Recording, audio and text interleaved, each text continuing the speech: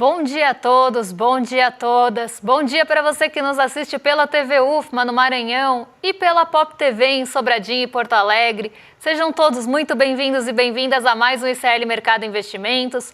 Hoje, segunda-feira, dia de conhecer as perspectivas do mercado financeiro para os nossos indicadores macroeconômicos. E a gente vai conhecer as perspectivas desse mesmo mercado para a nossa Bolsa no final da semana com o termômetro da Bolsa. Mas temos outros assuntos bem importantes para tratar aí com vocês. A gente vai repercutir duas matérias, aí uma do Estadão e uma da Folha de São Paulo, que acabam colocando aquele viés ali mais voltado para a austeridade, para o corte de gastos, colocando inclusive o sucesso da política econômica nos governos anteriores, algo bastante recorrente aí na nossa história econômica do Brasil. Mas a gente vai debater isso com vocês, eu e o André vamos trocar aqui algumas ideias. E antes de tudo isso, eu vou dar bom dia para o André. Bom dia, André, como você está? Bom dia, Débora, tudo bem? Bom dia a todos os nossos telespectadores. Segunda-feira é dia de saber o que o mercado está achando aí. O mercado está bem azedinho aí, está começando a preparar terreno para a alta da Selic. A gente vai comentar sobre isso aí daqui a pouco, vamos ver também o termômetro da Bolsa. E vamos ver aí que a narrativa já está começando a ser dada, né? Que é o governo só dá certo porque você teve reformas antes e a economia está crescendo muito, não pode ser assim, a gente não tem a capacidade de crescer tanto. Então vamos ver aí como que tá as narrativas aí agora dos liberais aí em relação ao atual momento econômico do Brasil. Mas antes de tudo, Débora, já vamos passar agora aí para a agenda do nosso dia. Uma agenda bem enxuta hoje, então quando a gente olha aqui para a agenda, poucos indicadores de uma forma geral, mas coisas importantes aparecendo aqui na agenda. Então vamos dar uma olhada como é que ficou, né, a agenda do dia de hoje, o que já saiu, o que está para sair, o que deve ficar no radar. Então, aqui no Brasil, relatório Foco Semanal, esse já conhecido nosso, sai toda segunda-feira e traz ali as perspectivas do mercado para os indicadores macroeconômicos e a gente vai discutir com vocês. 9h30 da manhã saiu o PIB do segundo trimestre do Chile e 10h15 o diretor do Fed, o Christopher Waller, vai discursar aí em um evento, numa abertura de um workshop de verão, vai falar sobre bancos, pagamentos e finanças em Washington.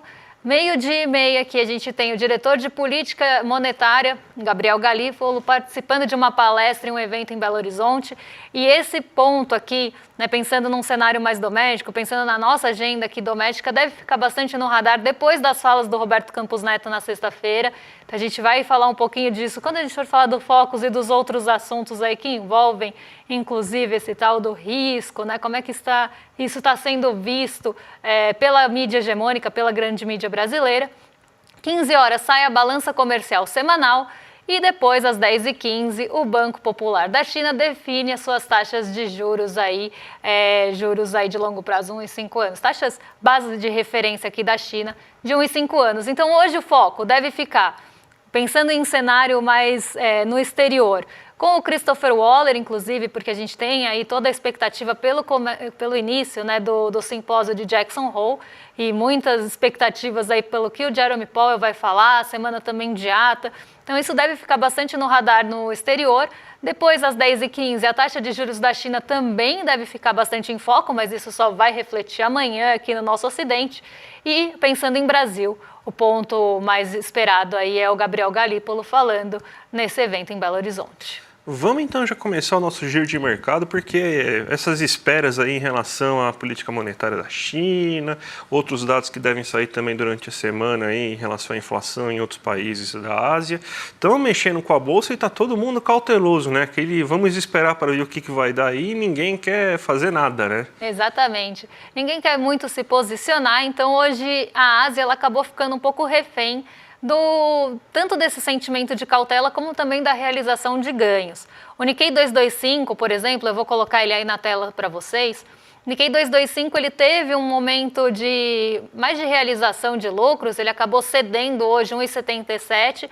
Isso porque na semana passada, o Nikkei 225, depois dessa queda grande que a gente está vendo, que foi aquela fatídica segunda-feira, que o Nikkei 225 acabou sofrendo muito, tendo perdas muito aí aprofundadas com toda a questão da desvalorização e depois revalorização do iene, a gente tem essa retomada da Bolsa japonesa após isso, principalmente na semana passada.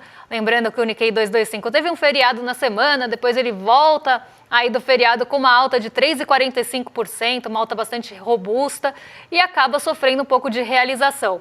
Então o Nikkei 225, ele tem aí essa trajetória de alta, essa retomada das altas, depois dessa queda bastante expressiva, volta do feriado com um novo fôlego, inclusive subindo bastante, subindo mais do que outras bolsas asiáticas, e já era esperado que ele sofresse um pouco de realização. Só que teve um outro porém aí, uma outra questão, que fez com que o Nikkei 225, inclusive, se descolasse das bolsas asiáticas. Embora a gente tivesse ali as bolsas indo para direções contrárias, né, e não indo numa única toada, ali em bloco para uma única direção, as bolsas ficaram mais mistas, o Nikkei 225 ainda teve um fator a mais que fez com que ele caísse 1,77 e desse quase uma liderada ali nas perdas da Ásia. Porque o iene voltou a se valorizar hoje, então o iene valorizado acaba, como eu já expliquei em algumas outras ocasiões, trazendo um pouco de incerteza em relação às exportadoras, e aí a gente tem uma grande parte da bolsa japonesa dependente das exportadoras japonesas, e a gente sabe que isso acaba puxando também o Nikkei 225 para baixo, porque tem uma perspectiva de menor lucro para essas exportadoras. Então o Nikkei 225 sofreu aí por alguns pontos específicos, não só a realização de ganhos depois da retomada, quando a gente teve um alívio maior dos dados dos Estados Unidos em relação às questões recessivas, mas o Nikkei 225 ele também tem toda essa questão cambial que é muito importante de ser analisada. E um iene mais valorizado acaba trazendo esse cenário não tão favorável para exportadores, e aí a gente tem esse ajuste um pouco mais duro, mais rígido no Nikkei 225. Então, por isso que ele teve essa queda mais expressiva, mas aqui ainda já retomando, né, continuando na retomada ali, não teve uma queda tão brusca como a gente viu nos outros momentos, então ele continua nessa trajetória de recuperação, sinais de recuperação aí, mas agora foi realmente realização junto a esses outros pontos.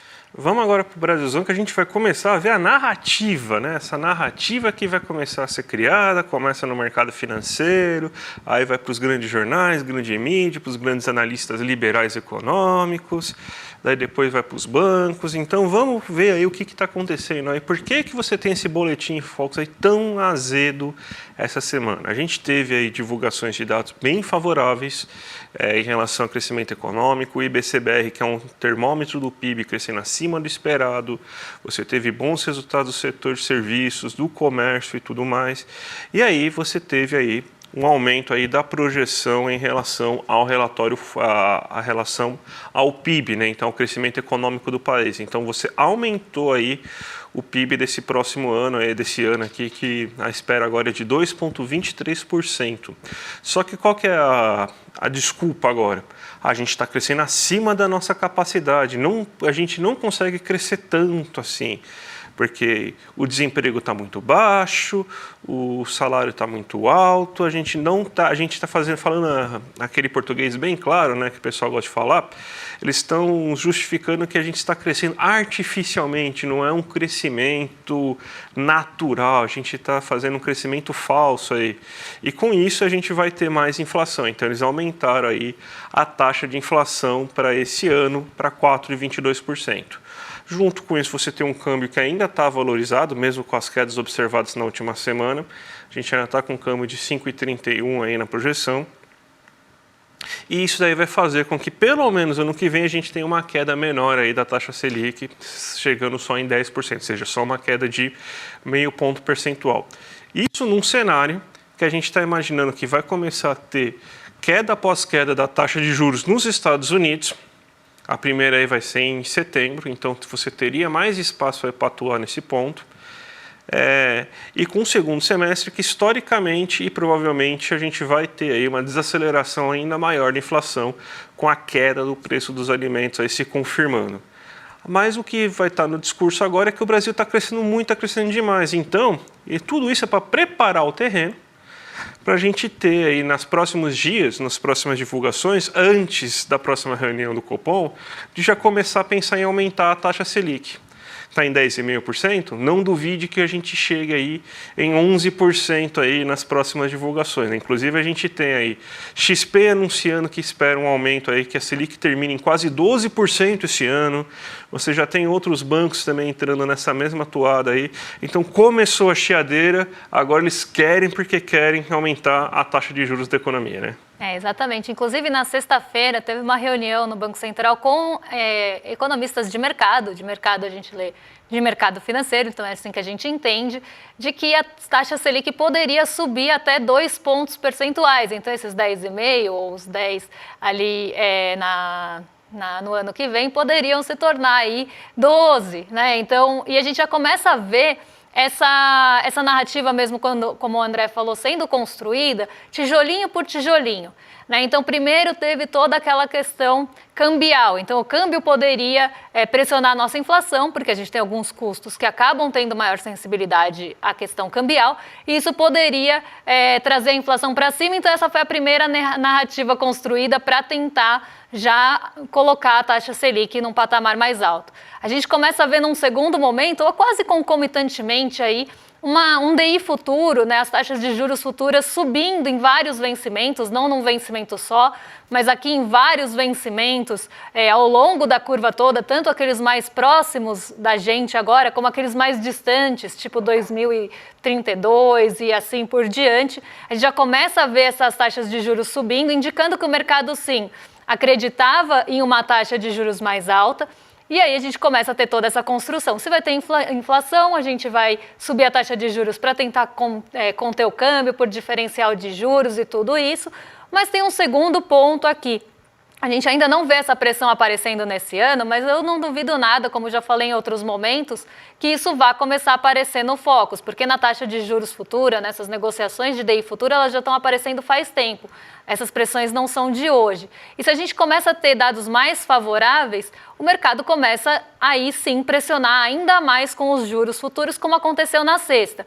E aí nessa reunião, economistas de mercado colocando ali seu posicionamento que a taxa de juros teria espaço para subir mais 2 pontos percentuais do patamar atual, e outros pontos ali já aparecendo, como a própria sinalização do Roberto Campos Neto na sexta-feira, de que ele não vai medir esforços para subir juros se necessário. E aí os analistas de mercado, de uma forma geral, já começaram a colocar quase como dado. E isso é muito importante, porque vai começar a refletir não só nas taxas de juros futuros, como a gente viu na sexta-feira, porque os vencimentos mais curtos, aí esses sim, mais próximos da gente, começaram a subir, porque depois que o Campos Neto falou que não vai medir esforços para subir a taxa de juros se necessário, para botar a inflação na meta, o mercado já começou a colocar realmente como dado que em setembro, que é quando acontece a próxima reunião, mesmo que aconteça ali aquele movimento de cortes na taxa de juros dos Estados Unidos que a gente já está esperando, a taxa de juros aqui já pode subir, o que falta é definir a magnitude. Então a gente já vê o mercado dando esse recado para o Banco Central, não só nessa reunião com analistas, com economistas, mas também esses analistas colocando quase como dada a possibilidade de alta em setembro. E isso pode influenciar bastante nas decisões do Copom. Então a gente vê pressões vindas de todos os lados, elas só ainda não estão aparecendo no Focus para esse ano. Até porque o mercado tem um pouquinho de cautela aqui para subir o Focus, justamente pensando em acertar. Mas se a gente já teve essa sinalização do Roberto Campos Neto na sexta, lembrando que o Focus fecha na sexta também, nada vai surpreender se a gente começar a ver, não na próxima semana, um pouquinho mais para frente, essas expectativas subirem no Focus também. Então, tudo isso já está sendo aí moldado para tentar trazer esse terreno mesmo, para que já esteja tudo preparado para receber uma possível alta de juros na reunião de setembro. Então, aqui a gente já vê toda essa narrativa pronta. E falando em narrativa, vamos ver aí como é que a grande mídia está falando sobre a melhora que a gente teve, principalmente do BCBR, que acabou surpreendendo bastante. Como é que a grande mídia está vendo isso, né, André? Nossa, aqui a gente vê, atividade em alta é boa notícia, mas há riscos. Com escalada do gasto público, qual escalada não sei, mas tudo bem, emprego e renda alimentam a inflação. É preciso sinal de austeridade para conter juros. Ou seja, a gente está crescendo esse ano porque o governo teve um maior gasto público ano passado. Isso aí influenciou o nível de emprego e o nível de renda da economia brasileira. mas também deve ter mexido no clima, né? Esse gasto muito elevado deve ter gerado as enchentes no Rio Grande do Sul, essas ondas de calor que geraram essa alta do preço dos alimentos, né? Porque é isso que ele está falando, né? É o poder mágico aí que você tem aí do gasto público em gerar inflação de oferta, né? Então, provavelmente o governo gastou muito e isso aí gerou inflação no Sul. Eu estou entendendo mais ou menos assim como isso, né? Então você precisa de austeridade para não ter corte de juros. Ou seja, o que ele está falando aqui? A gente está crescendo muito, então a gente não pode crescer tanto porque isso é ruim. Tem que ter corte de gastos, isso daí vai significar o quê? Reduzir a renda do brasileiro, vai significar aumentar o nível de desemprego, mas você vai ter a inflação controlada. Só que não sei qual que vai ser a mágica, né? Você conseguir controlar a inflação, porque você vai conseguir controlar a inflação via queda na renda geral, ou seja, vai ter menos renda, menos pessoas comprando, os empresários eles vão ter medo de subir preço. Vamos dizer assim, vamos traduzir de fato aí, é isso. A gente precisa gerar uma certa piora na economia para controlar a inflação. Ou seja, se você perder seu emprego, é tudo assim um sacrifício ao Deus Mercado, tá, gente? Então você aí é um dos escolhidos para ser sacrificado pelo Deus Mercado para conseguir melhorar a inflação. Ah, mas eu preciso do meu emprego, preciso pagar a conta. Ah, mas fazer o quê? A inflação está quase em 4,20. Ah, mas não é um valor baixo? Não, mas tem que ser 3, não pode, a gente tem que sacrificar você aí. Mas eu tenho que pagar minhas contas. Fazer o quê? Essa é a narrativa, na verdade. É isso que acontece. E eles estão falando isso basicamente porque está crescendo muito, não pode crescer tanto. Quando na verdade eles não querem que cresça muito, porque isso pode ser prejudicial para os planos aí, financistas, de austeridade e tudo mais. E, obviamente, é só mais uma desculpa para manter os juros lá em cima, alto pra caramba, e continuar aí nessa vida fácil aí de conseguir lucro recorde à base aí de título público lastreado, sendo o lastro aí das principais operações financeiras aí do sistema bancário brasileiro, né? Ainda bem que a notícia está aqui, ó, colocando bem na primeira linha, em caps lock, em caixa alta, o que a Folha pensa, porque realmente o que a Folha pensa, né? A Folha pensa exatamente assim, como grande parte do mercado financeiro também pensa assim. E o que eu acho mais curioso desse tipo de notícia é que é quase sempre um método, né? Sempre tem uma boa notícia acompanhada de um mas, um porém, né? Então a gente vê aqui, atividade em alta é boa notícia, poderia parar por aí, mas, e aí é que vem o grande problema da notícia aqui da Folha, mas há riscos. Então, já começa a colocar uma narrativa, até para entrar no imaginário das pessoas, essa narrativa aí sendo também construída na cabeça das pessoas, porque crescer é uma boa notícia, mas ela traz riscos. E que riscos traz esse crescimento? Então, crescer é uma boa notícia, mas tem risco, pera lá. Então, tem a escalada do gasto público, o emprego e a renda que vão alimentar a inflação. A gente sabe que brasileiro tem medo de inflação.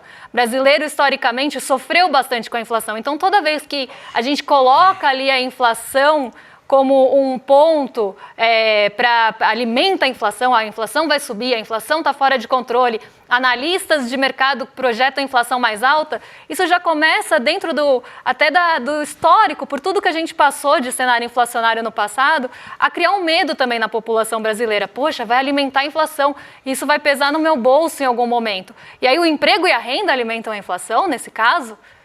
Sendo que a nossa inflação, quando a gente olha inclusive por grupos, a gente vê que não é da inflação, não é do emprego e da renda que está vindo. Muito vem dos alimentos, que o André muito bem falou. Tem questões climáticas, tem questões de seca, tem questões ali de chuvas excessivas, alimentos perecíveis estragando com todo o calor que a gente está enfrentando, mas aí você começa a ver que o emprego e a renda estão alimentando essa inflação. E começam a repetir esse discurso, às vezes sem pensar sobre ele, colocando, não, é verdade, se subir o emprego, se subir a renda, as pessoas vão ter mais dinheiro, vão gastar, vão subir preço. E aí aquela ideia mesmo de inflação de demanda como se fosse a única causa. E aí qual é o único remédio que o mercado vê e que economistas ortodoxos veem? Então vamos subir os juros. Porque aí você puxa o freio de mão da economia e baixa na marra, né? Mesmo os setores ali, por exemplo, setor de serviços, A gente vê que às vezes sobe, mas está muito mais controlado do que os alimentos. Aí você baixa na marra, por exemplo, uma inflação que está vindo possivelmente de setor de serviços que não está problemática, mas aí o mercado coloca como problemática, você puxa esse freio de mão, baixa na marra, mesmo que ainda a gente tenha pressão inflacionária dos alimentos, que é o que vai pesar no bolso do trabalhador lá no final. Aí, além de sem emprego e com uma renda menor, ele ainda vai ter toda a pressão vinda dos alimentos, porque a inflação, que a taxa de juros não vai resolver.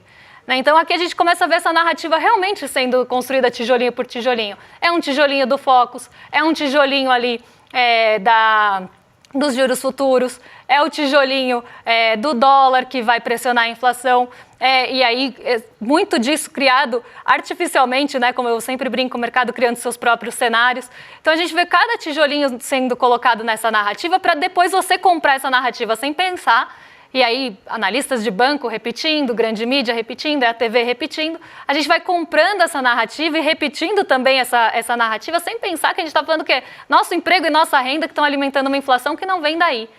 Então, assim, a gente tem que tomar muito cuidado com esse tipo de notícia, e a Folha pensa dessa forma, como o Estadão pensa dessa forma, como outros grandes veículos pensam dessa forma, porque eles também estão à mercê do mercado financeiro que pensa dessa forma. E aí eu trago uma outra notícia já no gancho disso, né, porque é o mercado financeiro que pensa dessa forma. Essa pessoa, ela é economista da XP e ela está ali em grandes veículos de comunicação também, como colunista, se não me engano, que é a Zeina Latif. Né, porque aí é uma coisa ou outra, né, André? Ou é porque cresce e isso pode ser prejudicial, então sempre tem um mas, um porém ali, uma coisa para quebrar, ou cresce porque está trazendo efeitos acumulados, como a gente está vendo aqui. O país começa a ter sinais concretos de efeitos cumulativos das reformas estruturais. Aí quando você abre a notícia, ela está falando que o Brasil está crescendo agora por conta do governo Temer. Então, as reformas que foram feitas no governo Temer estão surtindo efeito agora. Então, ou é problema porque cresce, ou cresce porque está refletindo aí outros governos. Isso acaba aparecendo sempre. Porque se teve um governo, vamos pensar no Lula 1, que cresceu, é porque foi devido a governos anteriores e ajustes que foram feitos em governos anteriores. Aí muda o governo, não cresce, porque é porque está preparando o terreno para o futuro. Eu sempre brinco, governo neoliberal é tão bom que só dá certo quando acaba, né? Parece que dá tão certo, mas só dá certo quando acaba. Não, não é isso. A gente viu como é que ficaram as questões, principalmente se a gente quer falar de renda, de emprego, de questões trabalhistas, como ficou no governo Temer em diante com a reforma trabalhista. Era ajuste abaixo de inflação, era renda sendo achatada. Então, mas é isso que, na verdade, o mercado quer. O mercado quer esse corte de gastos, ele quer que a renda fique achatada, ele quer ali que tudo seja dentro da austeridade. E aí, nossa, quando dá certo, deu certo porque foi o passado. Nunca é uma medida econômica do presente. É sempre, mas foi o governo passado que fez. E quando dá certo, não dá certo no governo passado, é porque é reflexo do governo anterior. É como o André brincou, né? O longo prazo macroeconômico mais longo, né? É o maior longo prazismo econômico do mundo. O governo Lula 1 e 2 deu certo porque o governo Fernando Henrique fez o terreno. Daí o governo Temer e Bolsonaro foram uma catástrofe porque gastou-se muito no governo Lula e no governo Dilma. Daí agora dá certo porque teve reforma aí no governo Temer. E vamos pensar o seguinte, ele está falando aqui da reforma trabalhista principalmente, né?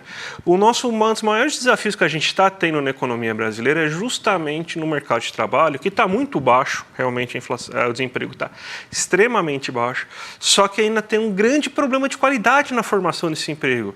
A gente mostra aqui para vocês a quantidade de pessoas que ainda estão trabalhando sem carteira assinada, a quantidade de gente que está trabalhando por conta própria, ou seja, um aumento da pejotização e também da informalização do trabalho. Então esse é o reflexo. Você tem um mercado cada vez mais inseguro. Você está justamente aí cada vez mais inseguro aí dentro do mercado de trabalho. Esse é o reflexo. Mas não, isso daí que está fazendo a economia aumentar, é melhorar, segundo aí nossa querida Zeina Latif, né? Não é o aumento do salário mínimo acima de valores reais, porque isso renda na mão do trabalhador só gera inflação, tá? A pessoa compra e isso daí vai gerar inflação, não pode dar dinheiro para pobre aí na visão dessa pessoa. Não é o gasto público aí que aumentou o nível de investimento da economia brasileira. brasileira. Não, porque isso daí também só gera inflação. Não é o aumento da demanda que está fazendo com que as indústrias, depois de um verdadeiro cataclisma que foi aí a indústria brasileira durante o governo Temer e Bolsonaro, com capacidade ociosa chegando a quase 50% em alguns casos, com fábrica rodando em um dos 3 turnos somente, aí, com 1/3 da sua produção. Não, isso aí não tem problema. Agora que está tendo investimento, deve ser porque o governo Temer fez essa reforma. Na hora que estava fazendo as coisas aí, não tinha, né? Então, é isso, né? Basicamente é isso, né? Sempre você tem, então, a melhora é fruto do passado, mas quando você tem agora uma demanda que está fazendo a indústria crescer, não é isso, não. Eu adoro esse longo prazismo aí, porque é sempre a culpa dos outros, né? É a famosa frase do Homer Simpson, né? A culpa é minha, então eu coloco em quem eu quiser, né? Então, mas é sempre assim, né? É sempre os outros, o crescimento vem porque os outros fizeram certo e a derrocada é porque você fez errado, né?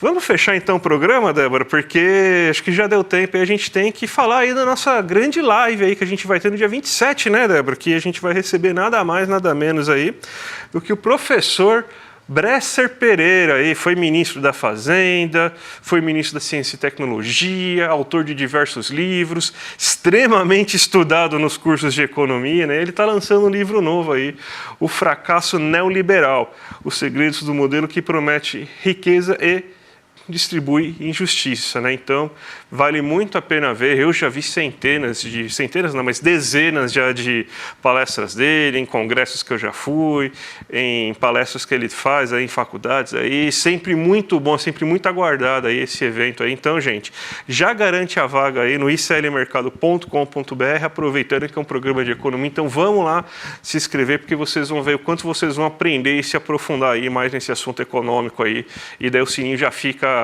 ligado para vocês quando vocês forem ver no dia 27 aí, já vai avisar vocês. E agora, né, não deixem de se inscrever. Inclusive, Fracasso Neoliberal, o segredo do modelo que promete riqueza e distribui injustiça, tem muito a ver do que a gente estava falando até agora, né, e que nunca esse fracasso é atribuído ao próprio governo neoliberal. E agora vocês ficam com o Rolê em Série na sequência, estão em excelente companhia, William Deluca e Guga Noblar vão ficar com vocês aí na próxima 1 hora, e a gente volta amanhã, eu ia falar na semana que vem, pelo amor de Deus, é segunda-feira, a gente volta amanhã para trazer aí os principais pontos da agenda de amanhã e a gente cumpre as dívidas e passa o termômetro da Bolsa para ver o que o mercado está esperando para essa semana, amanhã com vocês. Então, um beijão e até lá. Até mais, gente. Tchau. Tá a fim de ter uma aula com um ex-ministro da Fazenda, ex-ministro da Ciência e Tecnologia, doutor honoris causa, eleito maior intelectual do Brasil em 2014 e um dos grandes professores que a gente tem no nosso país? Pois é, tô falando de Bresser Pereira. Ele que vai nos dar uma aula dia 27 de agosto sobre o fracasso do neoliberalismo. Primeiro, você vai entender que história é essa de neoliberalismo, entender por que esse sistema que prometeu distribuir riqueza só distribui miséria e injustiça e também conversar sobre alternativas para esse sistema tão cruel. A aula acontece dia 27 de agosto, uma terça-feira, às 8 horas da noite, no horário de Brasília. E é uma chance absolutamente imperdível de aprender com um nome que é uma referência no Brasil e no mundo. Se inscreve agora no botão Saiba Mais e a gente vai estar junto aprendendo numa aula sem replay, inédita e ao vivo com Bresser Pereira.